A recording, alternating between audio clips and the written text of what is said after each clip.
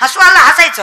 तुम्हाला आवर्जून का सांगते माहित आहे काय, ह्यांचं काय तवा इकडे बी हसते, ह्याचं काय हे काय चार चौकात बसला टपरीवर खेळ ह्याचं काय असतं इकडे बी हसतंय मला, ह्याचं काय हे टपरीवर बसला तरी हसतंय, प्यायला बसला तरी हसतंय, खायला बसलायचं काय हसायचं. ह्यांना चार माणसात हसले तरी हे काही कुणी म्हणणार, कुणी नावं ठेवणार. पण आपण चार माणसात हसलो लोक चांगलं म्हणतील का. मग हे तर कुणाचा आवाज किती ती कळत नाही ग, म्हणून हसून घ्यायचं.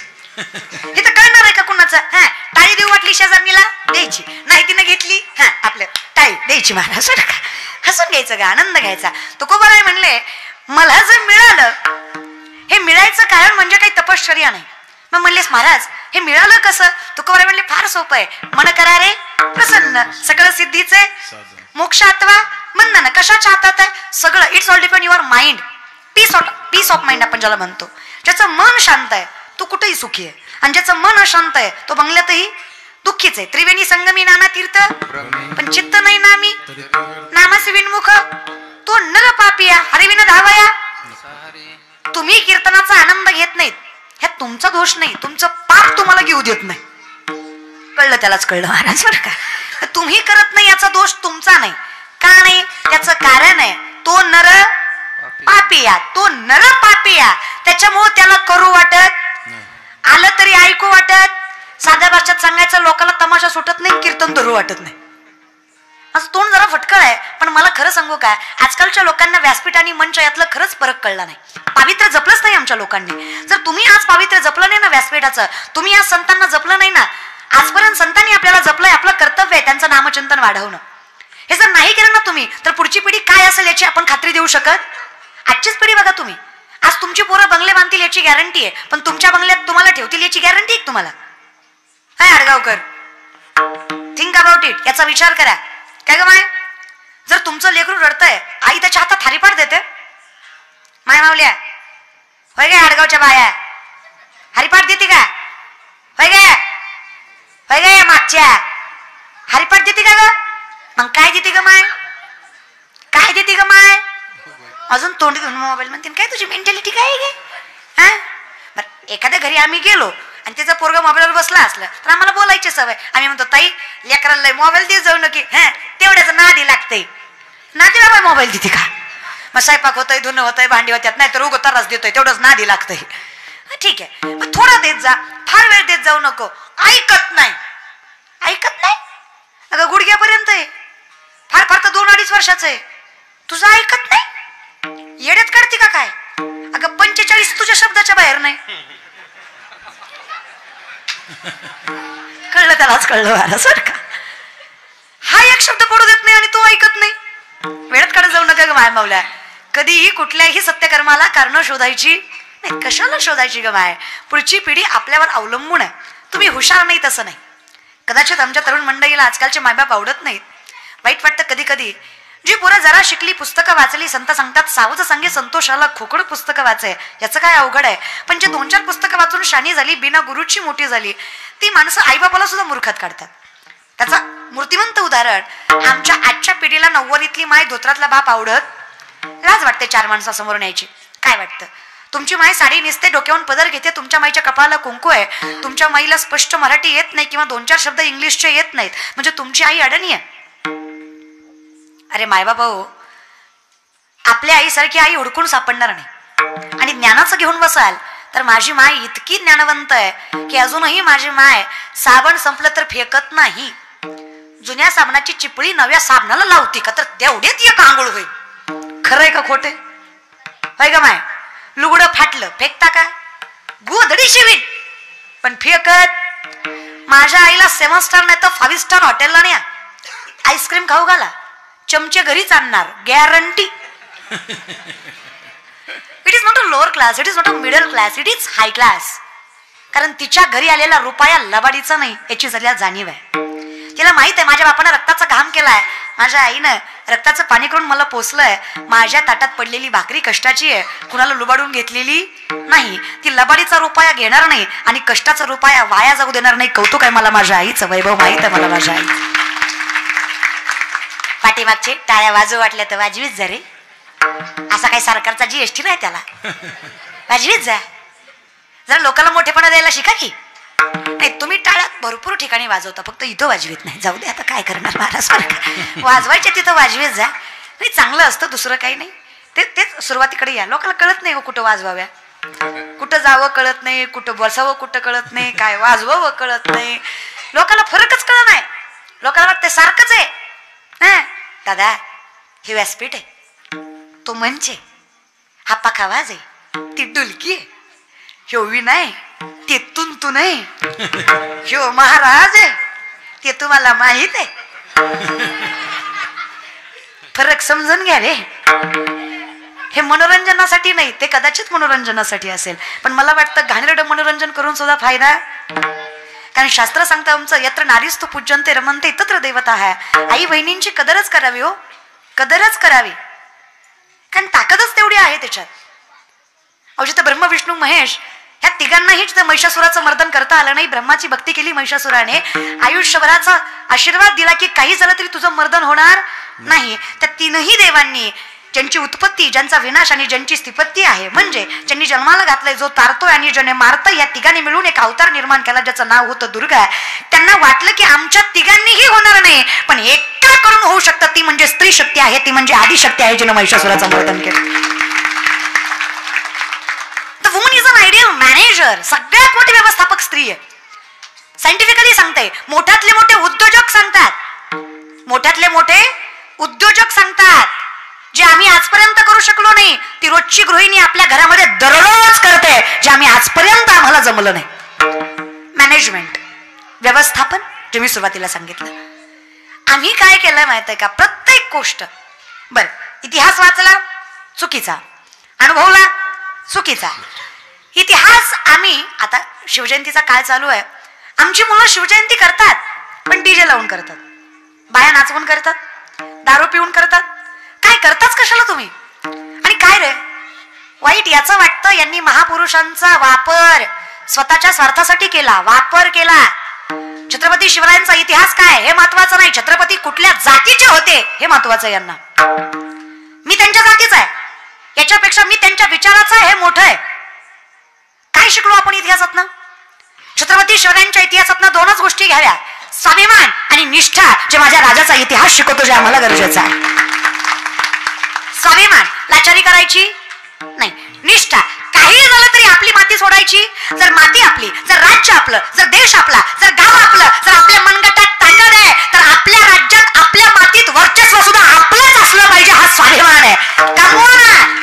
फार मोठे आमची पोरं फक्त लाचारी करतात, क्वाटरीसाठी कोंबडीसाठी. साहेब साहेब साहेब भिकारी तळवे सांगतो का साहेबाचे? अरे हा साहेबाच्या पाया पडायची गरजच काय? तुझ्या मंडळात ताकद नाही, तुझ्या डोक्यावर तुझा विश्वास नाही, कधीपर्यंत लाचारी करणार आहे?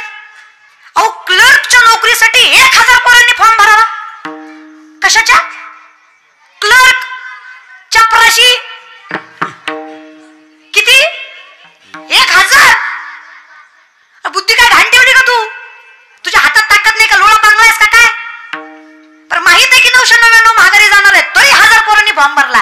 कशी बशी ज्याला नोकरी लागायची त्याचं संमतीपत्र सही करताना गार्डनचा मॅनेजर तिकून आला, म्हणला साहेब साहेब साहेब साहेब नका नका सही नका करू, आपण याला नोकरी नाही देऊ शकत. काय झालं बाबा? काय नाही, आपल्या गार्डन मधला गोरीला मिळालाय. आता लोक काय बघा येतील, लोक नाही आल्यावर आपण ह्याची पगार कशात द्यायची? तो म्हणला नाही हो साहेब, नाही हो, कसं बसे लागले हो, नोकरी नाही हो साहेब, नाही हो, नोकरी द्या हो साहेब. साहेब म्हणला तुला लाचारी, साहेब म्हणला तुला नोकरी देतो, तू फक्त एक काम कर, नोकरी क्लर्कची कर, पण काम गुरिल्याचं कर. तर म्हणला हरकत नाही. गुरिल्याचे कपडे घालून ही रोज गार्डन मध्ये नाचायचा. एके दिवशी त्याच्याच कॉलेजमधले पोरं पोरी गार्डन बघायला आले. कदाचित त्यातली एखादी ह्याला जुनी आवडत असावी.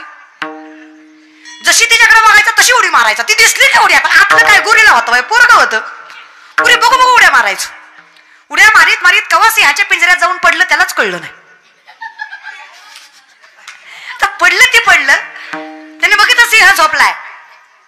तो म्हणला हे बघ, जीव गेला तरी, जीव गेल्यावर मारायचं, नोकरी गेली तरी 72, नोकरी गेलेली बरी, जीवापेक्षा सरसलामत तो पगडी 50. लागला हातनं वरडायला, वाचवा वाचवा वाचवा वाचवा. ह्याच्या आवाजानं सिंह जागा झाला. सिंह पळत पळत आला आणि त्याच्या हातावर हात टाकून म्हणला, गप, तुझी बी नोकरी जाईल आणि माझी बी जाईल. BSc करणारा गोरिला होता आणि MSc करणारा वाघ होता. काय डोकं घाण ठेवलंय? हा, अरे करा ना, व्यापार करा, मोठे व्हा, पैसा कमवा. अरे तरुणासारखे तरुण आहेत तुम्ही. छत्रपती शिवरायांचं स्वराज्य काय फक्त शक्तिबळावर झालं का? फक्त डोक्यावर? जरा आखा ना, शेती करताय, अरे चांगल्या सोयी सुविधा आहेत आता सध्या, आधुनिक तंत्रज्ञान आहे, वापरा ना, टेक्नॉलॉजी वापरा. दे रे हरीण घरच्या घरी, तेवढंच करायचं. असा परमात्मा कधीच देत नसतो, मेलात तरी देत नसतो. उद्यमे नाही सिद्धंती कार्यानी मनोरथ आहे, नाही सुप्तस्य सिंहस्य प्रविशंती मुखी मृगा. सिंह झोपलाय, त्याच्या तोंडात स्वतःहून हरीण जात नाही, कष्ट करावं लागतं. पोट भरायचं म्हणल्यावर पळावं लागतं, आणि जीव वाचवायचा म्हणल्यावर सुद्धा पळावंच लागतं. आम्ही पळायलाच तयार नाहीयेत. डोकं वापरा. अरे काय कमी आहे आपल्याकडं? आमच्या भारतात काय आहे तेव्हा? अरे काय नाही आपल्या भारतात. चल, चकमकीत रस्ते, चमचमीत माड्या, मॉल कमी असतील आपल्या भारतात, सोयी सुविधा कमी असतील आपल्या भारतात, पण आपल्या भारतासारखं ज्ञान, वैभव आणि आपल्या भारतासारखी निष्ठावंत माती कुठंच भेटणार नाही तुला. अरे जीवाला जीव देणारी माणसं आपल्या भारतात. हे कळत नाही का तुम्हाला? वैभव कळतच नाही कधी? कीर्तन ही परंपरा, संतांचे विचार कुठे मिळणार आहेत तुम्हाला? वाचा ज्ञानेश्वरी, प्रत्येक प्रश्नाचं उत्तर मिळेल तुम्हाला. ज्ञानेश्वरी हा ग्रंथ नाहीये, ज्ञानेश्वरी ही जीवन संपत्ती जी तुम्हाला आम्हाला मिळाली आहे, पण आम्ही वाचायलाच तयार नाही. काय वाटतं? आज जी तुम्ही पुस्तकं वाचताय ज्ञानेश्वरीमध्ये कधीच लिहून ठेवलंय? जे शिक्षण तुम्ही आज घेता ना, ह्या बल्बचा शोध 100-125 वर्षापूर्वी लागला. या बल्बचा शोध 100-125 वर्षापूर्वी लागला. 750 वर्षापूर्वी माऊली ज्ञानेश्वरीमध्ये सांगतात, उदकाचे नियावेशे प्रगटले ते जलकलकीत दिसे, तर या विजू माझे असे सलील काही. उदक म्हणजे पाणी, आवेश म्हणजे प्रेशर, पाण्याच्या प्रेशरनं वीज निर्मिती होते. हे आपल्या माऊलींनी 750 वर्षापूर्वी ज्ञानेश्वरीमध्ये सांगितलं. हे विज्ञान आहे जे आम्ही आज कॉलेजमध्ये शिकतो. मग ज्ञानोबाराय वेल एज्युकेटेड नव्हते? ज्ञानियांचं ज्ञानी आहेत ते, आणि त्यांचं ज्ञान म्हणजे आपल्यासारखं कुणीतरी दिलंय त्याच्या पलीकडं. ज्ञानोबारायांचं ज्ञान म्हणजे तैसी दसेची वाट न पाहता आणि वैसेची गावा न येता बाळपणीचं सर्वज्ञता वरी तयाते. वरी आशीर्वाद, परमात्म्याने दिलेला आशीर्वाद. जगात चमत्कार कधीच घडत नाही आणि नसतो. डोळे उघडा, चमत्कार नावाची गोष्ट नसते. ज्ञानोबारायांनी भिंत चालवली हा चमत्कार नाहीये, तुकोबारायांची गाथा तरली हा चमत्कार नाहीये, रेड्यामुखी वेद बोलवला गेला हा चमत्कार नाहीये. ही पांडुरंगाची कृपा आणि त्या ज्ञानोबारायांची तपश्चर्या आहे, म्हणून ते घडलंय. तपश्चर्या, त्याच्यामुळे मिळते कृपा, आणि कृपेनं होतो, आशीर्वादानं होतो तो चमत्कार नाही. जो होतो तो परमात्म्यापर्यंत पोहोचणारा एक मार्ग आणि मोक्षाचा साधा सुद्धा सांगितलेला उपाय. चमत्काराचं नाव संतांच्या क्रियांना देऊ नका. संत चमत्कारिक नव्हते, संत कृपावंत होते. तुम्ही संत माय बाप कृपावंत, कायमी पतित कीर्तिवानू. अहो काय माझ्याकडे, पण आमचं काय झालंय? जयाचे আহিक धड नाही, तयाचे परित्र पुससे काही. अहिक जगणं, धड. धड म्हणजे आपण म्हणतो धड बोलायला येत नाही त्याला, आणि वागतोय कशाचा? धड म्हणजे कमीत कमी, मिनिमम पेक्षा मिनिमम. अहिक म्हणजे जगणं. ज्याचं जगणं धड नाही, तुम्ही त्याला पापापतनाच्या गोष्टी विचारताय. पण कशावरनं? त्याच्या कपड्यावरनं, त्याच्या मठावरनं, त्याच्या कपाळातल्या बुक्क्यावरनं. दादांनो, ज्ञान हे व्यक्तीच्या राहणीमानावर अवलंबून नसतं. पण आमच्यात कसं आहे, आमच्यात ज्या साबणानं गोरं होतं ते साबण खपत नाही, ज्या साबणावर गोरी हिरोईन नाही ते साबण खपतंय. कळलं? त्यालाच कळलं. मार्केटिंगचा जमाना आहे. आमच्यात ज्या मंदिराला गर्दी जास्त तो देव लवकर पावतो अशी मेंटॅलिटी आहे. असं असतं. सुशिक्षित आहात ना तुम्ही? टाकल्यावरची केस काढून काढून टाकल्यावर केस आहे ना तरी तिरुपतीला मरतो. अरे पंढरी पाय त्याला आहे ना खपणं तिकडं, तिकडं नाही खपत, तिथं कसं खपन? तो गरीबाचा. अरे चल गरीबाचा तर गरीबाचा, चल होईन भिकारी, पण पंढरीचा. कारण आमच्याकडे ज्याला संपत्ती म्हणतात ती फार वेगळी आहे. शास्त्र सांगतं विपुदो विपुदो नेव संपदो नच संपदा विपदा विस्मरणं विष्णू संपन्नारायण स्मृती. ज्याला तुम्ही विपत्ती समजता ती आम्ही नाही समजत, ज्याला तुम्ही संपत्ती समजता आम्ही नाही समजत. भगवंताला विसरणं ही खरी विपत्ती, भगवंताला मनात ठेवणं ही खरी संपत्ती. ज्याला जपता आली तो श्रीमंत आहे. आणि कुठल्या पैशाचा माज करता? काय पैसा आहे तुमच्याकडं? नाथबाबांची सृष्टी झाली परवा. सगळ्यात श्रीमंत नाथबाबा. घरी आलेला पाहुणा सोन्याच्या ताटात आणि चांदीच्या वाटीत जेवत होता. श्रीमंती सांगायची, जयच्या द्वारी सोन्याचा पिंपळ, अंगी आईसे वळ, दारात सोन्याचा पिंपळ आहे, झाड आहे दारात. कशाचं? सोन्याचं. प्रत्यक्षात सोन्याचं नाही. माणसाला आळून देऊ ताई म्हणल्या होत्या सोन्याचं. कुठे? ताकद तेवढी आहे. पुढे ज्या तुकोबरांचं आम्ही गुणगान गातो, जे जगद्गुरु म्हणून ओळखले जातात, त्या तुकोबरांची 65 लाखाची सावकारकी आहे. किती लाखाची? किती लाखाची? विचार करा. Think about it.